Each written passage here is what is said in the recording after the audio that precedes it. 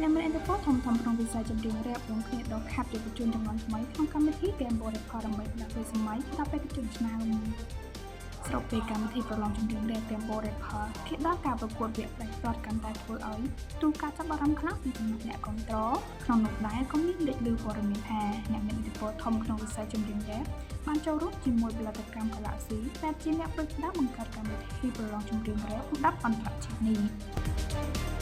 ពីមួយសប្តាហ៍ទៅមួយសប្តាហ៍ក្នុងកម្មវិធីប្រឡងចម្រៀងរ៉េប Game Boy Record កាន់តែទីការចាប់អារម្មណ៍ខ្លាំងពីសំណាក់អ្នកទស្សនាដោយសារបេក្ខជនក្នុងក្រុមនីមួយៗពោពេញទៅដោយសមត្ថភាពដែលធ្វើឲ្យគណៈកម្មាធិការពិបាកនៅក្នុងការជ្រើសរើសជាស្ដែងនៅក្នុងសប្តាហ៍ទី2ក្នុងវគ្គ United មានបេក្ខជនឆ្នាំជាច្រើនដែលចាប់ដៃគ្នាធ្វើបទចម្រៀងជាក្រុមដើម្បីប្រកួតប្រជែង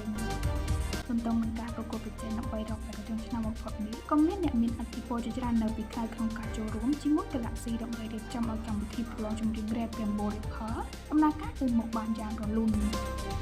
តាមប្រភពមួយបង្ហើបឲ្យដឹងថាផលិតកម្ម Galaxy និងក្រុមហ៊ុនខ្មែរ Bioritchi បានសហការគ្នាបង្កើតកម្មវិធីប្រឡងចម្រៀងនេះឡើងដើម្បីស្វែងរកម្ចាស់ជ័យលាភី100 លានរៀលនិងបន្តក្តីស្រមៃដល់បេក្ខជនឆ្នាំដែលចង់ចូលជើងនៅក្នុងវិស័យចម្រៀង Rap មិនតែប៉ុណ្ណោះកម្មវិធីប្រកួតប្រជែងចម្រៀង Rap Game Boy Record ក៏មានការចូលរួមសហការជាមួយផលិតកម្ម Club Yehen និង CG Moment ជាដើមដើម្បីដកខាត់យុវជនចំនួន3ឲ្យក្លាយជាតារាចម្រៀង Rap ដ៏ពូកែក្នុងវិស័យតន្ត្រី Rap នៅប្រទេសកម្ពុជា